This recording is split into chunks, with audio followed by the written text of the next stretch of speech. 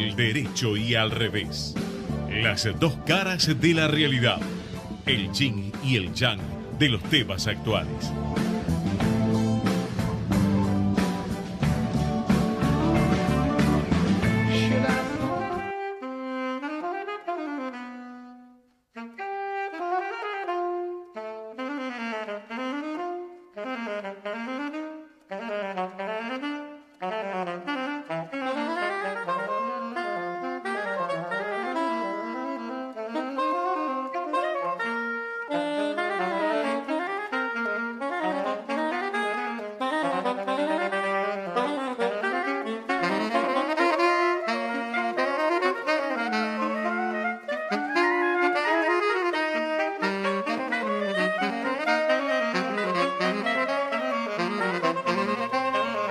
Buenas tardes, ¿qué tal? Aquí estamos con Eduardo Fabián Dubois, yo soy Alejandro Drukarov, estamos extrañando a Alfredo Popritkin, a Enrique Schiarsky, a Adalberto Buceto. Esto es Al Derecho y al Revés, programa número 17, y estamos como siempre con la producción de Federico Politi, con el operador Gerardo Subirana y con nuestros teléfonos 4325-1220, el contestador 5254-2353.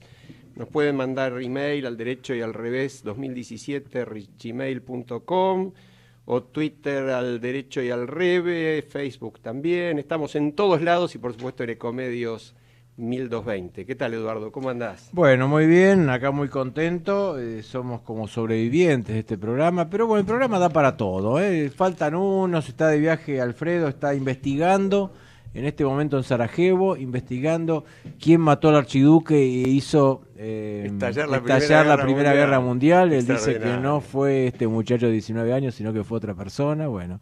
Así que es un gran investigador de fraudes. Quizás sea un fraude el hecho de a quién mataron. Tal cual, tal cual. Y antes de hablar de otro fraude, que no es un fraude ciertamente, y es quizás tan absurdo como pretender que no fuese el asesino del archiduque, que es el fraude que denuncia Donald Trump con respecto al cambio climático, y que nos puede hacer caer como víctimas del fraude a todos los seres humanos. Vamos a mencionar que en pocos minutos vamos a darnos otro gusto como el que nos damos en cada programa y lo vamos a entrevistar a Eduardo Anguita. Perfecto, muy bueno. Conocido periodista y escritor, muy destacado. Un lujo. Un lujo, y más todavía porque vamos a tener como una suerte de primicia poder charlar con él sobre un libro que está por salir. ¿Cómo se llama? Y se llama Pensar la cárcel. Bien. Y la verdad es que es una investigación de campo realizada por él, que está basada en entrevistas. Son esos trabajos donde vos y yo sabemos que dejás un poco de piel y de sangre en el camino, ¿no? Sí, se vincula a algunos temas también filosóficos, ¿no? De la expiación de las culpas y cómo funciona esto. Pues nosotros, fíjate que se dice, bueno, los corruptos deben ir a la cárcel. Bien. Y luego, ¿qué pasa en la cárcel? Tal cual. ¿Y qué vida hay post-cárcel, ¿no? ¿Y qué rehabilitación hay? En general, el sistema penal tiene esas grandes contradicciones entre teoría y práctica, ¿no? Sí. La cárcel sana y limpia para que la reeducación de los presos. Y nunca para castigo, dice la Constitución. Y el sistema carcelario con sus graves problemas. Y luego algunos debates que tenemos. Recordás que antes las cárceles eran realmente de sufrimiento y de trabajo, ¿no? Había un trabajo forzado en la cárcel. La pena de reclusión, a diferencia de la prisión, implicaba trabajar en la cárcel. Bueno, por ahí los que tuvimos la suerte de ver un poco en otros lugares del mundo antecedentes de cárceles, yo recuerdo, por ejemplo, museos de cárceles inglesas, británicas, y realmente pone los pelos de punta, ¿no? Conmueve profundamente ver cómo se concebía la prisión hace 100 o 200 años, no más. Y hay situaciones de cárceles también con implicancias sociales. Fíjate la colonización o la civilización de un lugar a través de la cárcel. Pasó por supuesto en Australia, en la prisión de Sydney, que fue hecha especialmente para ir colonizando ese territorio. Pasó acá con nuestro proyecto de Tierra del Fuego, ¿no? La cárcel de Ushuaia, donde fuera cualquier pena de reclusión, aunque fuera cualquier reincidente, aunque fuera por robar 2 veces una tajada de queso, iba a Ushuaia. Qué horror, ¿no? Qué horror. Y lo más difícil fueron los primeros que llegaron, porque a ellos los condenaron a la cárcel de Ushuaia. Cuando llegan a Ushuaia, desembarcan Sí. y preguntan, ¿dónde está la cárcel? No, la tienen que hacer ustedes. Qué espanto, qué espanto, qué espanto. Con el frío que hacía, ¿no? Pero Yo bueno, creo que a pesar de que todo eso nos parece un horror y nos parece que tenemos que remontarnos en el tiempo para verlo como historia, lo interesante que le vamos a preguntar también a Eduardo es cómo se ve hoy esta realidad carcelaria, que en muchos aspectos tiene un nivel de dramatismo y de una condena adicional que no está escrita en y ningún lado además para los presos. trae un gran sufrimiento familiar, ¿no? Cierto. O sea, si nosotros vemos la familia del que está preso, hay sufrimiento. Después hay en algún momento también abandono. ¿Te acordás esa canción de Regreso Mirta era la canción? Tremendo que él tema. vuelve de la Cantado- cárcel. cantado por Y Bailey. claro, su mundo cambió. Y bueno, Bueno, y justamente lo tenemos a Eduardo Anguita. Yo voy a hacer una confesión antes de saludarlo, y es que tengo una relación histórica con él, somos compañeros de colegio y querido amigo de aquellos tiempos, así que es un placer y un privilegio, Eduardo, saludarte. Para mí es un gustazo, Alejandro. ¿Cómo estás? bueno, Bien. te saludo también otro Eduardo Fabier Dubois, que estamos aprendiendo el oficio, por supuesto, muy lejos. Un gran placer tenerte acá para conversar un poco sobre, bueno, muchas cosas, pero podríamos empezar por este libro, ¿no es cierto? Sí, la verdad es que Como sab- les parezca. sabemos que todavía no salió, pero yo tuve la oportunidad de conmoverme con alguna ojeada que me transmitiste, y nos interesa mucho el enfoque. Ya el título de Pensar la cárcel es un título diferente. Bueno, mira, este trabajo lo hice junto con Daniel Cecchini, otro periodista, un gran cronista, con el que trabajé muchos años, y decidimos hacer todos los trámites, cosa que lleva muchísimo tiempo, para poder visitar prisiones.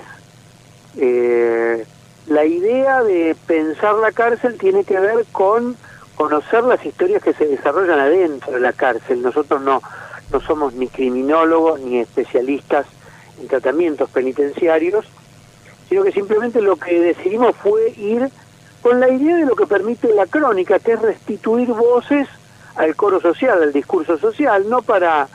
Nuestra idea no era ir ahí en función de supervisar o tratar de fiscalizar los vejámenes carcelarios, que sabemos por supuesto que existen, pero que es muy difícil para el que llega de afuera anoticiarse de eso. Así que en realidad lo que hicimos fue para tratar de hablar con una cantidad de gente, en total unas 25 personas, hombres y mujeres que estuvieran en prisión, cuyas historias, obviamente charlamos primero con muchísimos más, y nos parecían que esas 25 historias eran historias que valía la pena que los lectores las tuvieran a mano. Así que bueno, es un libro relativamente breve, con formato de crónica, y tiene por supuesto además el consejo de algunos especialistas, como Lila Caimari, que es una especialista, es una historiadora, pero que bueno, yo te diría, la descubrí a Lila Caimari, una intelectual extraordinaria, que de algún modo creo que puede unir a Foucault con el observador del trato cotidiano de lo que es la vida tumbera. Y además, bueno, tuvimos la suerte de poder conversar en off, como decimos los periodistas, con muchísimos penitenciarios, directores de establecimientos, que también nos mostraban la otra cara de la moneda, además de estas historias, que por supuesto son conmovedoras, ¿no? Nuestro punto de vista no era el de las personas conmovidas, pero debo decirles, Eduardo, Alejandro, que transitar estas cárceles y estar en contacto con personas que están privadas de libertad es algo que no te pasa inadvertido. Seguro, Ya. te queda algo, por supuesto. Una pregunta así general. ¿Hay algún patrón común en estas historias? Mira, todas son historias que están contadas desde su infancia.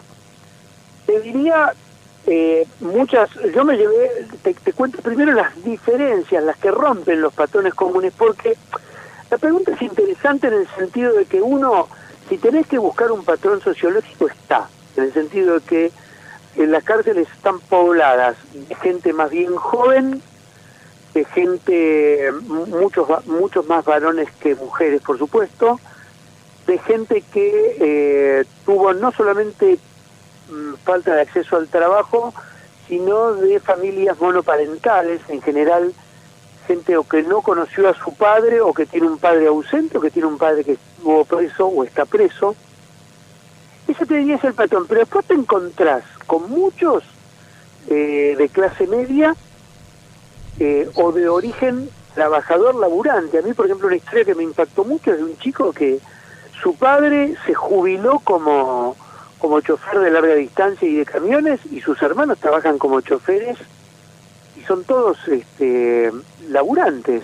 Claro. Y él decidió romper con esa lógica, se fue a vivir a un barrio más pobre del que vivía en un barrio humilde, pero se fue a vivir a un lugar que era bien típicamente de lugar de delincuencia, cuando tenía 15, 16 años, ¿no? Entonces, Y ahí hubo como una contaminación, patrones comunes, pero también, ¿no?, hay que pensar social. que la homogeneidad no es un buen rector para entender estas historias. Claro. Pero te hago una pregunta y después lo dejo a Alejandro, que es el que sabe más de este tema, ¿no? Pero me interesa más el alma humana, ¿no?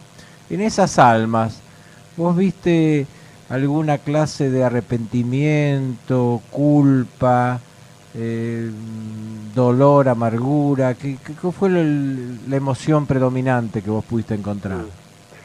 Sí, sí, vi mucho de eso porque además el sistema carcelario es un sistema de administración de castigos. Cuando una persona se siente privada de libertad y castigada, tiene el primer contexto como para desarticularse, para perder buena parte de la identidad que tuvo hasta ese momento. Entonces, ahí hay rupturas. Ahora, la gran pregunta de los que trabajan, digamos, con buena leche, por así decirlo, te advierten que esas personas, cuando pueden recuperar el contexto anterior, hay una memoria que no perdieron.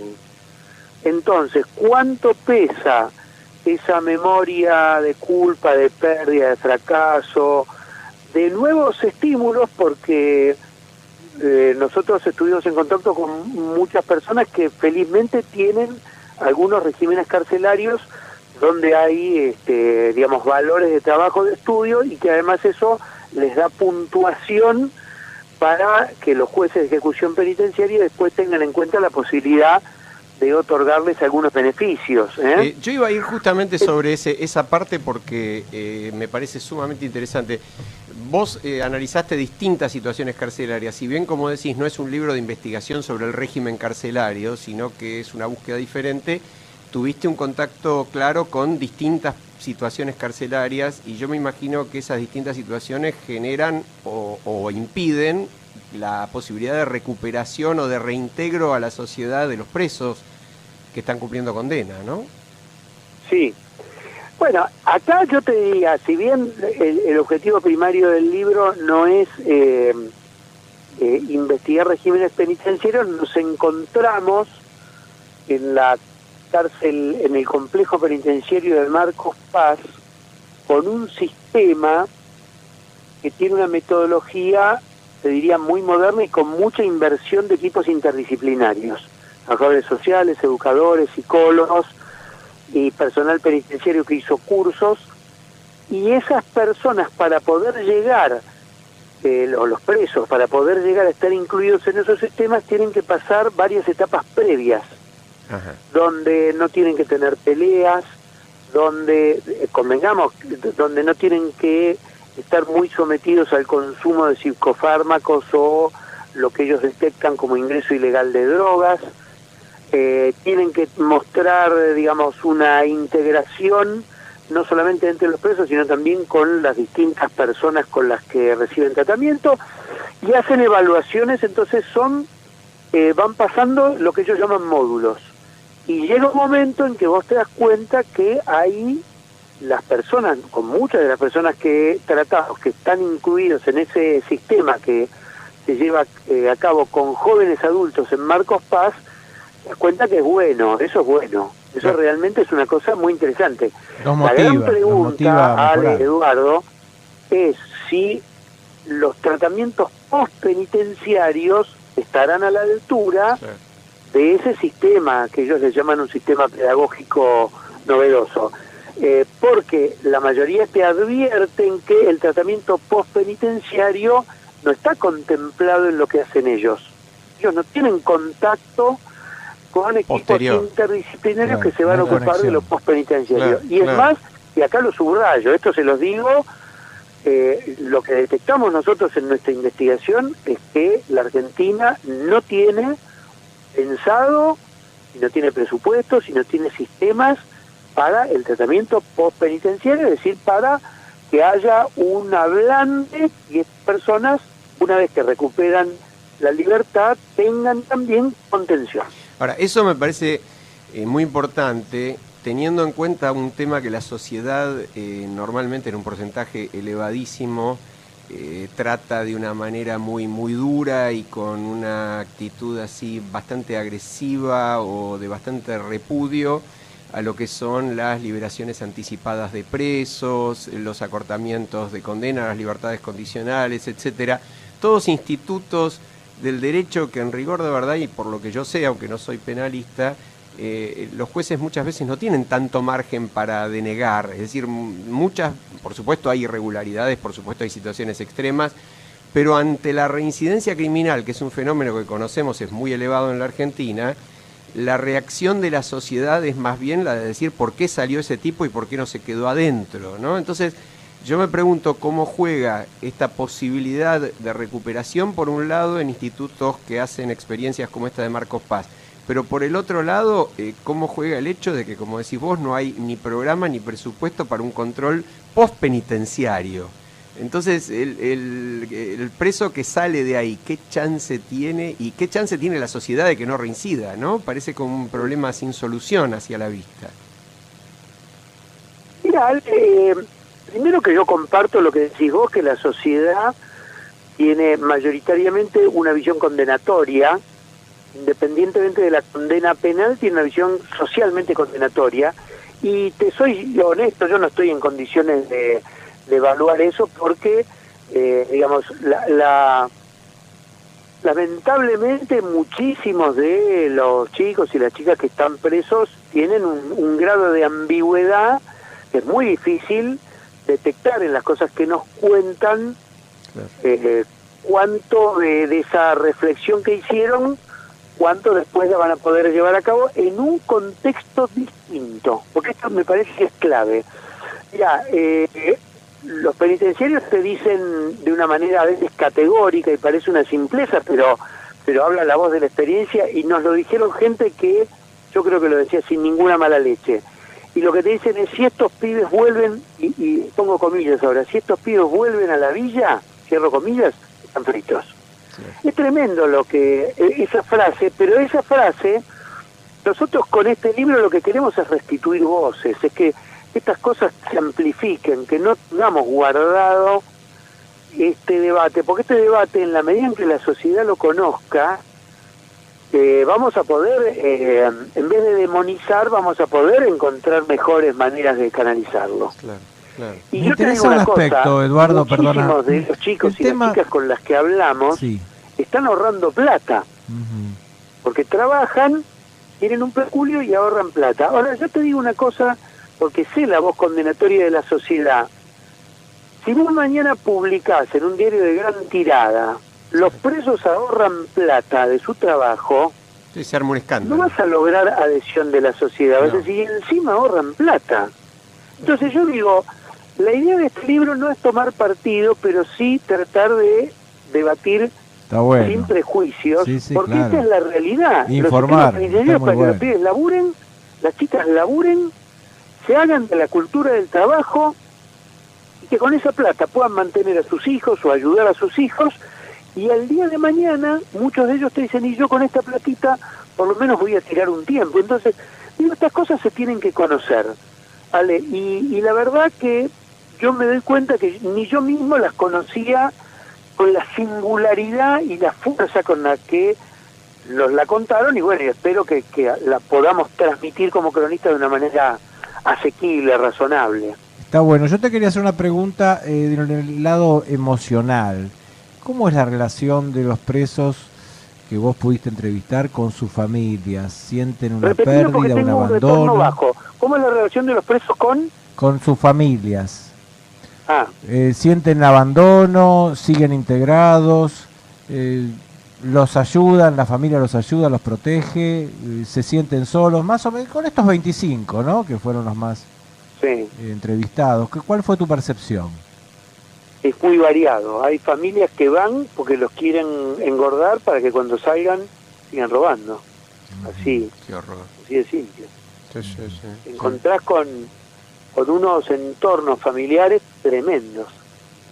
Que no los van a ayudar a mejorar. Y te encontrás con madres que cumplen ese rol de dar vida, de proteger, y que al mismo tiempo son madres que saben que si no sale su hijo, se tienen que prostituir a sus hijas. O sea, el grado de marginalidad de 2 o 3 generaciones de chicos que no conocieron padres trabajadores lleva a que hay una subcultura del delito, de fuertes lazos, lleva a que hay también una cultura del narco que ya está ingresando al mundo del delito, digamos, como una especie de banco de reserva de un equipo de fútbol, y te encontrás con familias que también reflexionan junto a sus hijos, que reciben en lugares como este. Te estoy hablando de una cosa, lo de Marcos Paz es Suecia al lado de África, ¿eh? Claro. Yo te agrego una mirada. Nosotros conocimos Florencio Varela, describimos la cárcel de Villa Urquiza de Tucumán, o sea, yo les estoy hablando de lo mejorcito que tenemos como para emular, pero también te puedo hablar de los guardiacárceles que no dejan entrar a la madre, y que si la madre viene la próxima vez con droga, le dice, déjame una parte a mí, ¿eh? Claro. Ahora, te cambio un poquito la mirada hacia dentro de lo mismo, hacia otro tema. El tema de la criminalidad organizada, cómo funciona desde el punto de vista de la cárcel, porque yo creo, es mi sensación, vos por ahí la pudiste respaldar un poco más en esta experiencia, en esta investigación, mi sensación es que hasta el crimen organizado se llega poco y nada, desde el punto de vista tanto de las instituciones, los organismos de seguridad, como de la justicia, que hay muy pocos mafiosos presos. Ni hablemos mafiosos económicos, de eso no hay ninguno, pero digo, de las grandes mafias criminales hay muy pocos presos. ¿Es esa la percepción? ¿Está lleno de perejiles la cárcel, hablando mal y pronto? Mirá, es interesante, nosotros no pudimos entrevistar a ningún capo narco. No nos abrieron mucho las puertas para entrevistar a algún capo narco. Al único narco importante que estaba por entrevistar lo logré por el lado de la embajada francesa, que es un francés que todavía le faltaba bastante condena, que tenía delitos en Misiones, en Neuquén, en la provincia de Santa Fe, delitos, y que de la noche a la mañana logró salir de la Argentina. Bueno, maravillas. De la noche a la mañana, Alejandro. Sí, no. Y te voy a decir otra cosa.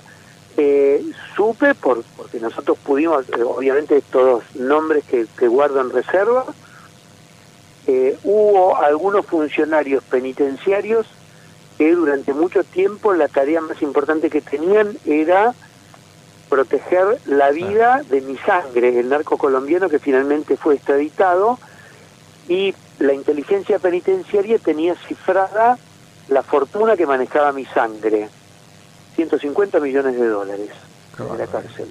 Qué bárbaro. Es decir, bueno, que existe una estratificación también, digamos, claramente en la cárcel. Existe una estratificación, pero vos fíjate que un tipo como Mi Sangre, el día que quisieron allanarlo, le encontraron teléfonos celulares. Yo te puedo decir, y no es en contra de ningún preso, teléfonos celulares tienen muchísimos. Muchísimos. Esto lo digo con conocimiento de causa. Llaman a quien quieren. Bien, entonces, yo siempre desde lo emocional, ¿no? Termino así como tienen un sistema de llamados desde la cárcel, cuando son los teléfonos fijos desde los cuales hablan, primero hay una voz que dice, usted va a recibir una llamada desde un Sí. instituto penitenciario, si quiere recibir la Pulse 1, si no quiere recibir la Pulse 2, que es la advertencia para que no te hagan los famosos secuestros virtuales, Tal cual. tal ¿cierto? Bueno, yo te puedo decir que está lleno de presos que tienen teléfonos celulares y pueden hacer con esos teléfonos celulares, pueden llamar, con lo cual la pregunta es, ¿por qué en un instituto penitenciario un teléfono celular no tiene bloqueado, como está en un banco, la salida? cual. Sí. Entonces, pues digo, preguntas para hacerse hay 3 millones, desde el punto de vista de la seguridad, del tratamiento y del crimen organizado. Muchas veces la pregunta que uno se hace es si las fugas son posibles sin complicidad judicial y o penitenciaria, es decir, te quedan infinidad de dudas y por supuesto con la gente que trabaja en políticas penitenciarias se desconfían entre ellos muchísimo. Sí. Así Claro. que la respuesta a tu pregunta es una respuesta que hay que darla con unos niveles de fiscalización, que yo te soy sincero, en la Argentina, la Procuración Penitenciaria, que es su tarea fiscalizar, puede estar tan inundada de servicios de inteligencia como lo está el propio servicio penitenciario. Entiendo. Sí, yo te quería hacer una pregunta más de personal de los presos. ¿Viste algún caso de conversión espiritual, de un preso que de golpe sale por el lado de la religión? ¿Tuviste alguna experiencia de esas? Como una religión Sí. sanadora, liberadora. Sí, ¿Viste algún varias. caso o no hay? Sí, muchos. Hay muchos. Hay muchos que lo toman en forma individual y sobre todo en el servicio penitenciario bonaerense, los evangelistas son los que le han ganado de algún modo el espacio de la religión a los propios capellanes de la Iglesia Católica. Entonces hay pabellones donde muchísimos presos quieren estar, que son pabellones de evangelistas, donde hay menos violencia, hay menos droga, hay más contención, y hay, porque los mismos evangelistas que tienen iglesias en los barrios humildes, después son los que los ayudan a conseguir trabajo. Bien, Ajá. eso está Y bueno. ahí te diría, hay un fenómeno extraño, en el sentido de que no solamente hay, digamos, propio de la pérdida y de la vulnerabilidad que sienten estas personas que se vuelcan a la religión, sino que se encuentran con pastores, con personas que profesan la religión.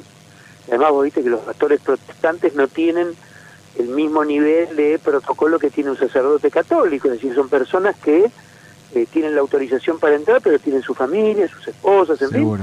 fin. Y esas personas han logrado, además que muchos, en el servicio penitenciario bonaerense, muchos oficiales y jefes del servicio penitenciario bonaerense se hayan vinculado o se hayan incorporado a estas iglesias evangélicas. Qué O sea, es fenómeno. una fuerza que opera positivamente. Bueno, sí, te diría, yo todo esto, yo creo que la homogeneidad no es algo que yo tenga como patrón para esta investigación. Bien, Yo creo que hay desde ya. mucha ambigüedad. No sé Ahí- decirte ni el origen del dinero que van y Ahí te... los motivos por los cuales los jefes del servicio penitenciario bonaerense, una fuerza muy corrupta, por qué se han hecho proclives o han vinculado, pero digamos desde el punto de vista de muchas personas privadas de libertad en las cárceles bonaerenses, donde hay mucha miseria, donde realmente la pasan muy mal, estar en un pabellón evangelista diría mejorar la categoría. Yo prefiero, si te tengo que decir preferencia, prefiero lo que hace el Servicio Penitenciario Federal con estos sistemas, pero claro, necesitas 5 veces más de presupuesto de lo que tiene el Servicio Penitenciario bonaerense. Claro. Eduardo, te agradecemos muchísimo, ha sido muy, muy enriquecedor y bueno, esperamos la presentación de tu libro que por supuesto Sí. la anunciaremos aquí. Y felicitaciones, Mirá, porque es un trabajo que probablemente tiende no a descubrir la presentemos realidad. el libro ¿no? en la capital. Te digo, no es un libro, yo creo que es un libro más para charlar. A mí me interesa esto y les agradezco todo el tiempo que me dieron y el interesante diálogo que tuvieron. De verdad que no, todavía no le veo mucho sentido. No sé si algunos abogados penalistas, algunos, pero o a la gente de UBA 22, pero sinceramente me parece un tema donde la sociedad, y termino con esto, Ale, hay tanta virulencia con esto que temo en una presentación que sea un debate sobre la inseguridad, sobre las víctimas, y temo mucho que se desvirtúe una charla que tiene que ir por un mar calmo a que enseguida empiece a ver. ¿Me entendés lo que digo, no? Absolutamente, Sí, pero claro. no dejo de lamentar Pero lo que pero estás hay que diciendo. pero ¿no? hay que dar la batalla y Sí. te felicito por eso, hay que dar la batalla. Pero Sí. prefiero que en todo caso esto sea mediatizado, te soy sincero. Bien. Bueno, Ponle, soy sincero. Eduardo, te Así que agradezco. de momento, prefiero mantenerlo así con que se distribuyan libros, se conozca y tener la posibilidad de charlar como charlé Ayude con a ustedes pensar con la otros- cárcel. con Tal otros cual, programas. tal Muy cual. bueno. Te agradecemos Excelente. mucho y te mandamos un gran abrazo. Un fuerte abrazo. Adiós, muchas gracias. Y nos vamos a la pausa. Ecomedios.com AM1220. Estamos con vos. Estamos en vos. Descarga gratis de tu celular la aplicación Ecomedios. Podés escucharnos en vivo, informarte con las últimas noticias y entrevistas en audio y video. Búscala y bajate la aplicación Ecomedios. Podés vernos en vivo en ecohd.com.ar. Conectate con nosotros. Contestador 5 254 2353.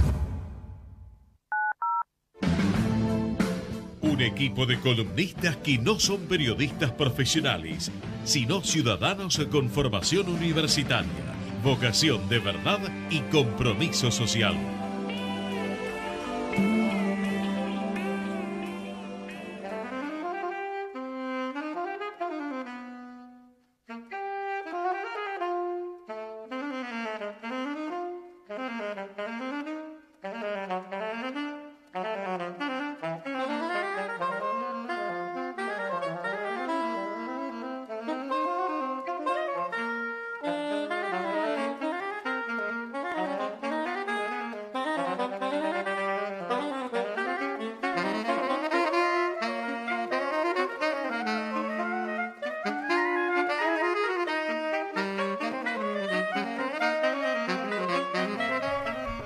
Nos dejó pensando Eduardo Anguita, ¿eh? Realmente nos dejó pensando. Seguro, nos dejó pensando en cómo hacer cambiar la cabeza de la gente, que no es sencilla, quizás sea las tareas más difíciles. La religión es un factor, ¿eh? Es una alternativa, sí, La religión sí. es un factor porque hay culpa, hay necesidad de redención.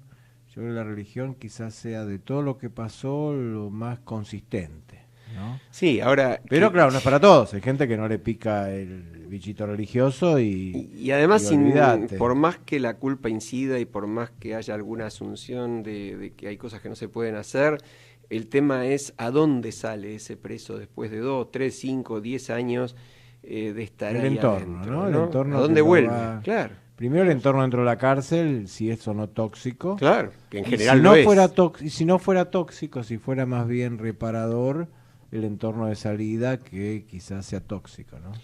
Ahora, al que no le vendría nada mal un poquito de influencia o religiosa o espiritual o de cualquier otra índole parece ser al amigo Donald Trump, ¿no? Porque la actitud del presidente norteamericano en estas últimas cumbres, tanto la de la OTAN como especialmente la del G7, generan un clima de alta preocupación en el mundo y nosotros queríamos recordar lo que significaron los acuerdos de París aprobados a fines del 2015 con un enorme esfuerzo. La gente en general seguramente no los tiene presentes y ya de por sí que la gente no los tenga presentes es muy grave, ¿no? Los acuerdos de París fueron el punto más alto, el primer punto de avance serio de la humanidad para dar la pelea contra la mayor amenaza que tiene el género humano, que es el calentamiento global. Es decir, tras decenas de años de debates, de compromisos y de aportes científicos, se llega a la conclusión ilevantable, que no se discute hoy científicamente, sobre la incidencia de la huella ecológica, de lo que el hombre ha hecho con la naturaleza. Hoy todos los que vivimos con el desorden climático, que ya más que cambio podríamos llamarlo desorden, y seguramente no inventó nada, sabemos que hay muy poco tiempo para revertir esta situación. Y esos fueron los acuerdos de París, el compromiso de bajar las emisiones, que significa no aumentar la temperatura del planeta más de 1,5 grados o a lo sumo 2. Este acuerdo logrado en diciembre, que terminó siendo aprobado ya, que terminó entrando en vigor en septiembre de 2016, con la ratificación de los principales países del mundo, entre ellos Estados Unidos, China, la Unión Europea, juntando las mayorías necesarias, es el acuerdo que Donald Trump califica de fraude. Por eso al principio hablamos de esta palabra fraude, que él usa para decir que el cambio climático es un fraude, que no existe. Bueno, hay también una gran disputa en Estados Unidos respecto contra los académicos. O sea, los académicos, los científicos son mal vistos en general, no son respetados como en nuestras sociedades, como que tienen la última palabra o son los que saben.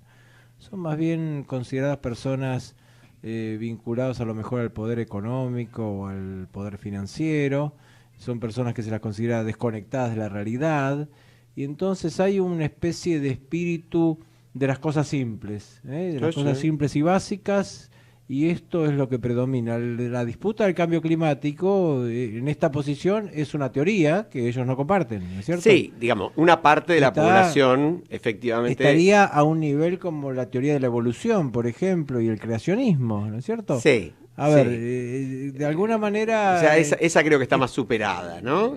Si bien amplios sectores... No lo sé, bueno. Pero, no lo sé. Pero bueno, de todas maneras... Pero es un poco esto. Ahora, lo que yo te quiero hacer es la siguiente pregunta, quizás requiera alguna explicación. Hay mucha malestar porque Estados Unidos se retiraría de su rol de superpotencia controladora. Yo no tenemos el mundo bipolar de la Guerra Fría. Es multipolar, claramente. Es un mundo multipolar, pero hay un jugador que sigue siendo el más todo, importante. Él solo le puede ganar a cualquiera. No sé si a todos juntos contra él, pero él solo le puede ganar a cualquiera claramente. Sin ¿no es duda. cierto? Entonces, de alguna manera, pareciera que desde cierto punto de vista, Estados Unidos estaría abandonando a Europa a su suerte, ¿no? Vos te referís a la discusión sobre la OTAN. Y esto, claro, yo quisiera quizás marcar una línea divisoria. ¿Vamos a extrañar que Estados Unidos sea el gendarme del mundo cuando todo el mundo estuvo diciendo basta de imperialismo y basta de gendarme y viene alguien que dice no quiero ser más el gendarme? ¿O en realidad esta retirada de la administración de Trump se refiere a estos temas que realmente donde necesitamos cohesión, como el cambio climático, como las migraciones, y no tanto a temas bélicos de decir voy y bombardeo donde quiero, cuando quiero, ¿no? Sí, lamentablemente es un poco... en estos temas es difícil en que como nosotros podamos encontrar un derecho y revés, porque por supuesto yo estoy de acuerdo con vos. Creo que hay temas que son más por la galería y temas que son más, digamos, declaraciones de campaña que se busca mantener, como el propio tema de la OTAN, ahora lo podríamos tratar si querés. En cambio, el tema del cambio climático, si bien hay un sector importante en Estados Unidos que, como bien decís, descree de la ciencia en muchos aspectos, ese sector está propiciado, estimulado y hasta dirigido por grandes factores de poder, como por ejemplo las grandes compañías petroleras, que son las principales interesadas en que no se les destruya el negocio, ¿no? Sí, ahora, de todas maneras, digamos en lo práctico y para tranquilizar un poco a nuestra audiencia, que si el gobierno norteamericano quisiera renunciar a un tratado que ya suscribió y ratificó el Congreso de los Estados Unidos, por los mecanismos del Congreso necesita 3 años para poder salir después de que entró en vigencia, lo cual nos estaría llevando prácticamente a la segunda mitad del segundo periodo, digamos. Nos está diciendo una buena noticia. Es una buena noticia. No es tan fácil. No es tan fácil. Primero que tampoco está tan claro que Trump vaya a ganar la reelección, pero parecería que si no gana la reelección no le alcanza el tiempo para poder salir del tratado, ¿no? Esa es una buena noticia. Ahora fíjate que también de alguna manera Trump logró unir a Europa. Es cierto. Fíjate que los europeos se sentían con el enemigo común Trump, o digamos el que los había abandonado, y se sentían de alguna manera unidos. Incluso Inglaterra misma, que está saliendo por el Brexit, acompañó mucho todo este proceso con la Unión Europea y prometió mucha más cooperación. O sea, cierto. tuvo un efecto interno, como siempre pasa con el enemigo externo, ¿no es cierto? Bueno, mirá la frase de Merkel es muy, muy llamativa, ¿no? Mucha gente coincide en que en este momento Merkel, que ha tenido tantos elogios como críticas a lo largo de su historia, lo comentábamos con vos antes del programa, la frase esta dice: los europeos debemos tomar nuestro destino en nuestras manos, ¿no? Sí, y la respuesta de Trump a través de uno de sus típicos tweets es una muestra, digamos, de cierto grado. Yo no lo quiero calificar porque lo han calificado en la prensa norteamericana a rabiar de modos muy, muy violentos, pero parece casi infantil, ¿no? Dice: Alemania es mala.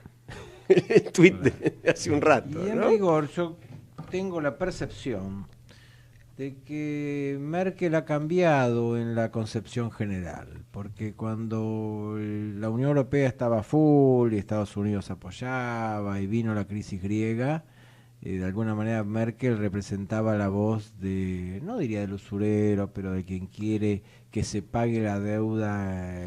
Sí, la de la disciplina fiscal estricta, caiga quien ¿no? caiga.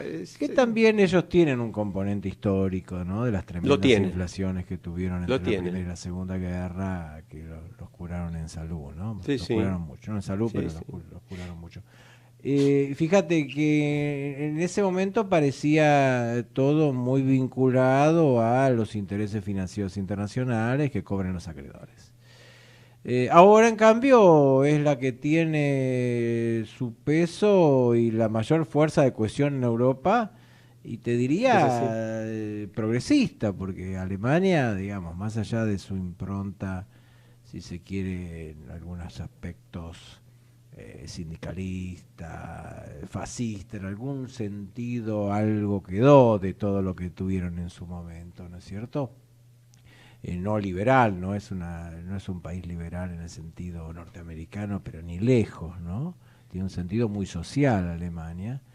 Y bueno, dentro de esto también está en políticas, fíjate, políticas migratorias que son mucho más amplias y más permisivas que el resto de los países, sí, ¿no? sí, y una actitud hacia el interior, una democracia. Y una gran sorpresa afirmada, fue Macron, ¿no? Macron con esta recepción que tuvo, recordando la presencia de Pedro el Grande en Francia en 1714, creo, 11.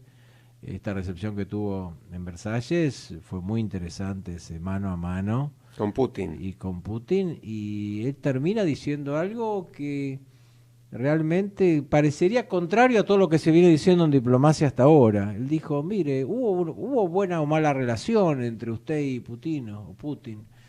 Y él dijo: mire, las relaciones diplomáticas no se basan en la química personal. Claro, tal cual. Se basan en las ideas, los proyectos y compartir cosas. Bueno, en ese sentido... Interesante. Claro, química personal con Trump, convengamos. Es bastante difícil. No es sencilla, es bastante difícil. ¿no? Para un hombre, por lo menos. Salvo para el primer ministro de Montenegro, que cordialmente le cedió su lugar, a costa nada más que del empujón que Trump le dio para desplazarlo. Claro.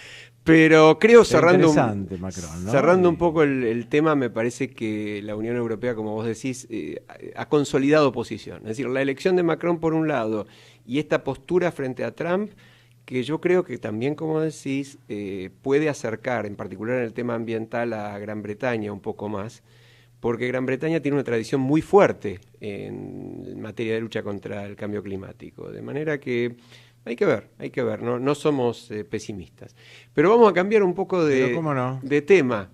Y si querés vamos al tema profesional que nos interesa. Bueno, a ver si podemos pasar a algún tema profesional que no sea tan político. Todos recordamos que tuvimos una ley de blanqueo. La ley de blanqueo realmente fue planteada muy bien, porque fue planteada como una ley que iba a permitir una recaudación para hacer frente a la deuda histórica con los jubilados. ¿Quién se podía oponer a eso? Y luego fue una ley también que, en definitiva, se dio en un contexto quizás de algo más de confianza de este gobierno respecto del gobierno anterior, y se dio en un contexto que en el exterior pareciera que la información empieza a circular y que no va a haber más secretos. Bueno, no exageremos. Pareciera, por lo menos va a haber menos. Como tendencia, ¿no? Y siempre las cosas se hacen por miedo, más que por nada, ¿no? Absolutamente. Y bueno, entonces esto dio una excelente recaudación, básicamente de activos en el exterior. Esto fue lo que movió la aguja fundamentalmente. Entre las ventajas de esta ley estaba la posibilidad de que se blanqueen bienes que figuraban a nombre de un testaferro a favor del dueño de los bienes. Por los motivos que sea, se acudió a un testaferro a favor del dueño. Y esto pasó mucho en sociedades. Hay muchas sociedades que tenían un inmueble, pero en realidad el inmueble era del dueño, era del accionista, él vivía ahí, aparecía en la sociedad por un tema de fiscal de la compra, por lo que fuera. O para preservar el inmueble de acreedores o individuales, para lo que fuera, bueno, por muchos motivos buenos. Pero lo cierto es que se blanquea. Claro. Estos se blanquearon. Y ahora, claro, hay que sacar este inmueble de la sociedad y pasárselo a la persona interesada. ¿Y esto cómo hacemos? Entonces, sí, vos sabés que esto me hace acordar una frase de un distinguido colega que ambos conocemos bien, que en su momento era el inspector de justicia, y en un artículo publicado en La Ley, en la conocida publicación jurídica, habló de 15.000 propiedades muy importantes en la ciudad de Buenos Aires que estaban a nombre de sociedades offshore. Es correcto. El doctor Ricardo Nissen, no recuerdo. Es correcto. Bueno, justamente las offshore también entraron acá. Claro. Hay muchos inmuebles que todavía están con sociedades offshore ¿Y uruguayas. qué pasa con eso?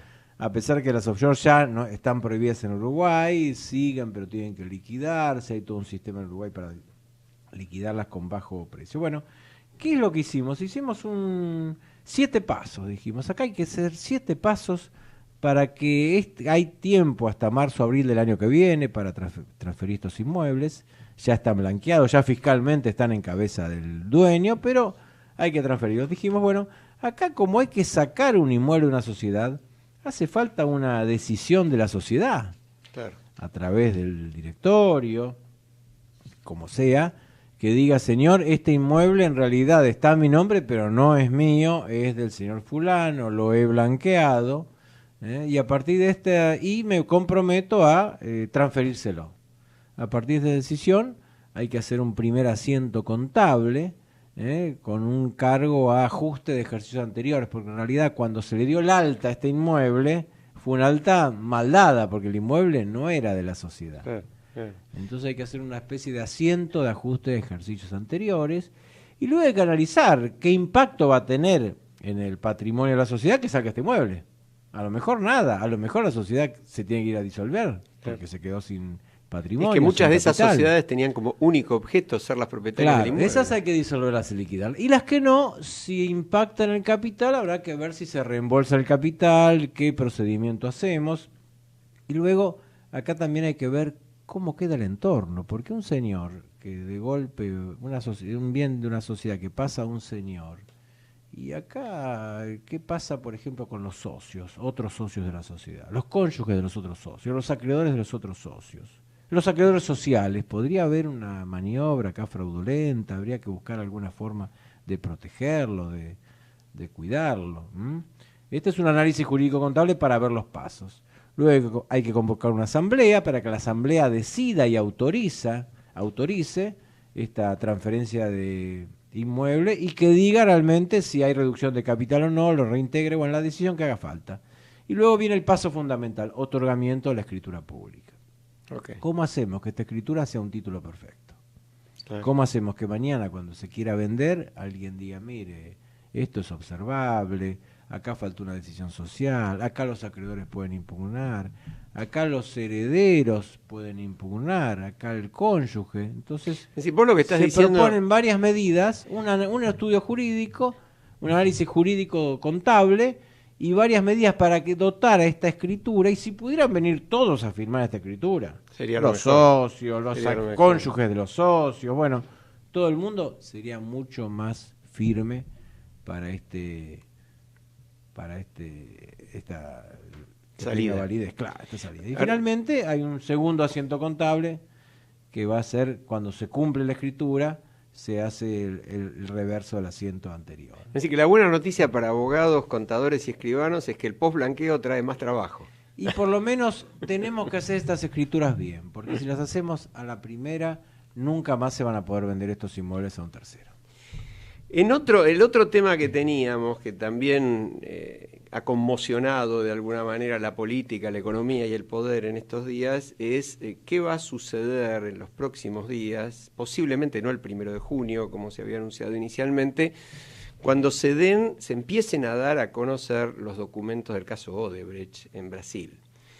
Y yo había hecho una pequeña clasificación de las repercusiones, porque me da la impresión de que muchas de esas cosas no se han charlado. Es decir, este es un caso que tiene impacto en diferentes situaciones.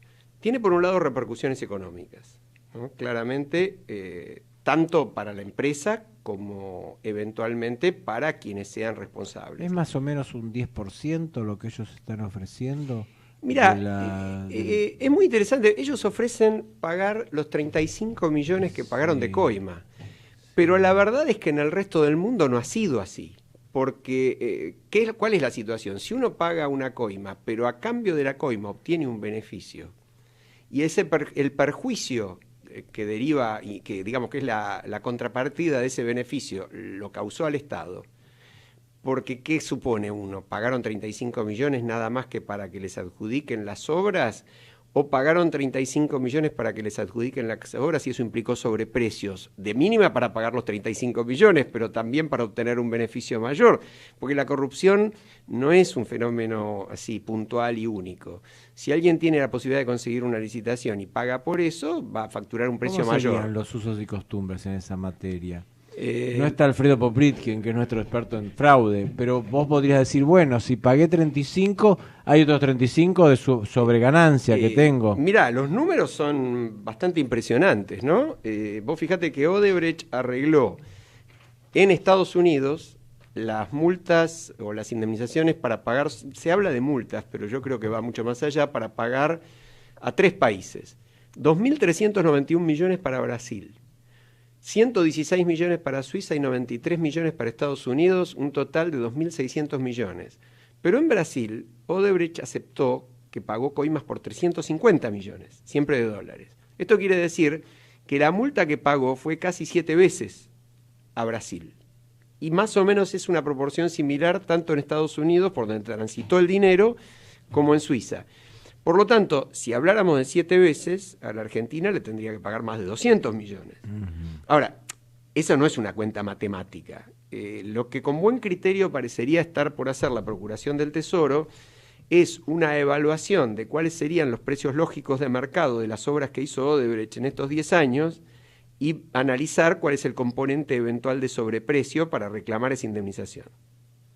Entonces, los montos podrían ser mucho más importantes. Si esta cuenta se pudiera hacer, sería más cercana a la realidad, ¿no? Sí, tendría más sentido. Ahora, hay otras... Esto no sería una multa, porque la multa, esto sería simplemente devuelva lo que ganó de más.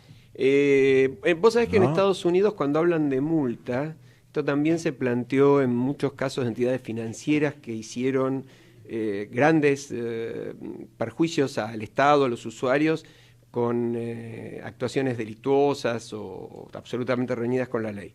Por ejemplo, la HSBC pagó 2.600 millones de dólares de multas hace 2 o 3 años por haber blanqueado el dinero de narcos mexicanos.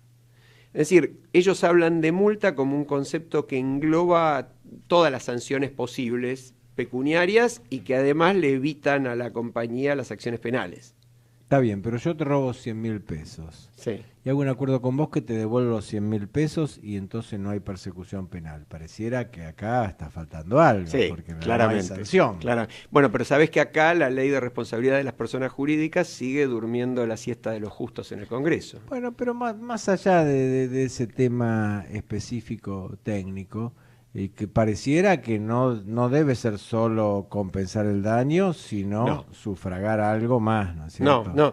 Bueno, lo que pasa es que en los delitos de corrupción, y esto lo hemos charlado también muchas veces, falta la pata patrimonial. Sí. Y es una pata muy importante. A los funcionarios corruptos, salvo algún caso aislado como María Julia Alzogaray, por mencionar uno emblemático, no se los ha perseguido por el perjuicio monetario causado al Estado. Claro, es un tema cultural. Los jueces penales no lo hacen. Y los jueces penales no lo hacen. Embargo, y ahí quedó. Y los organismos jurídicos del Estado no lo hacen. Claro. Que es muy grave porque violan la ley al no hacerlo. ¿Vos te acordás que yo escribí un trabajo sobre eso hace muchos años? Un trabajo sobre el tema. Que allí está juntando polvo y nadie le ha dado demasiada bolilla, a pesar de que hemos hecho incluso con Alfredo presentaciones para que estas acciones se muevan, ¿no? Para mí el gran dilema es Argentina con su cultura de tolerancia a la corrupción. Exacto. Tan grande y que es una de las cosas que nos paralizan como sociedad. Exacto, es así. ¿Estará dispuesta a tener todos los datos y llegar hasta el fondo?